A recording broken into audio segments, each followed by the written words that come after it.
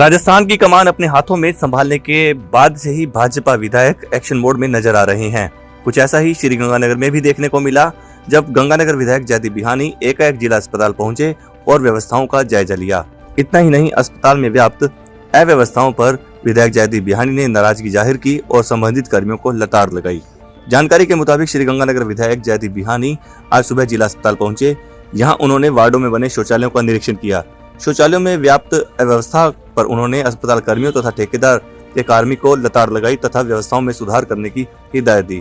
इसके साथ साथ वे मरीजों और उनके परिजनों से मिले और उनसे अस्पताल में दी जाने वाली सेवाओं के बारे में जानकारी ली।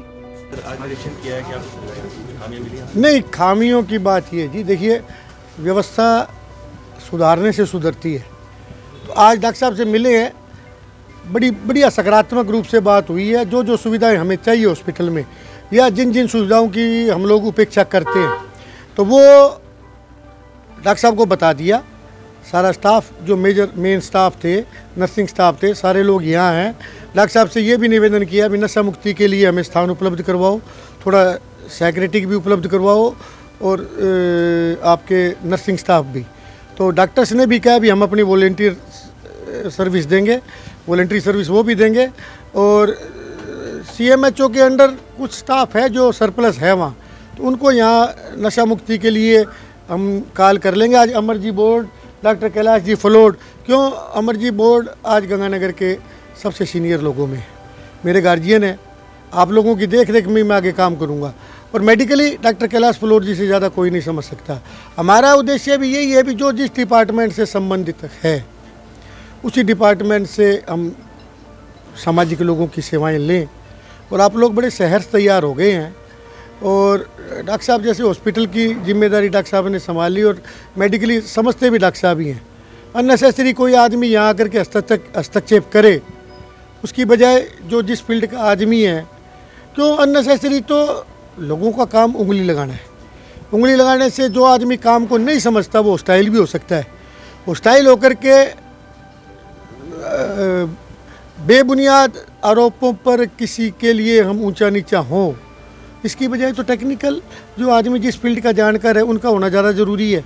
तो इसलिए ये व्यवस्था है। अभी देखो शुरुआत है, सारा स्टाफ कोऑपरेटिव है हॉस्पिटल का, कोई किंतु परंतु नहीं है। जो सुविधाएं इनके पास नहीं है या जो PPP मोड पे सुविधाएं चल रही थी वो बंद हो गई। तो अभी जब विधानसभा का सत्र शुरू होगा उसमें सबसे पहली प्रायोरिटी गंगानगर के हॉस्पिटल को चुस्त दुरुस्त बनाना है। कल CM साहब ने शपथ ली है और आज आप फील्ड में आ गए हैं, तो आने वाले दिनों में भी इस तरह से अलर्ट मोड पर होंगे। CMO से तो हमें गाइडलाइंस मिलेगी या हमारी जो समस्याएं होगी वो हम CMO तक लेकर के जाएंगे।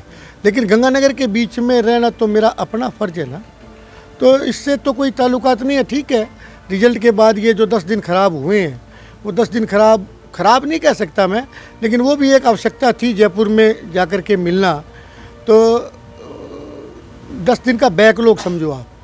अब ये बैकलॉग नहीं रहेगा। अब 1 महीना शायद मलमास के कारण विधानसभा ना लगे, तो ये 1 महीने का इतना प्रॉपर टाइम है कि आप एक बार सारे डिपार्टमेंट को अच्छी तरह समझ सकते हैं, समझा सकते हैं। तो उसके बाद आप निश्चित रहिए गंगानगर सरकारी अस्पताल प्राइवेट मेडिकल फैसिलिटीज से कहीं भी कम नहीं रहेगा। जो सुविधाएं कम है उसको हम पुरजोर राज्य सरकार से बजट मंजूर करवा करके लाएंगे। गंगानगर राजस्थान का नंबर 1 कॉन्स्टिट्यूएंसी से चालू होता है और इसके हॉस्पिटल को हम नंबर 1 ही बनाएंगे।